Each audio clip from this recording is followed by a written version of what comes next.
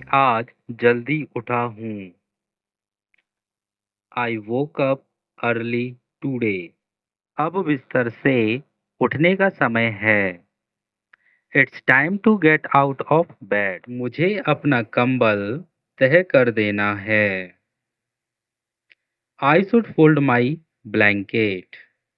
चलो खिड़की खोल दूं ताजी हवा के लिए। Let me open the window for fresh air. मुझे अपने दांत ब्रश करने हैं। I need to brush my teeth. मुझे अपना चेहरा धो लेना चाहिए। I should wash my face. अब एक गिलास पानी पीने का समय है।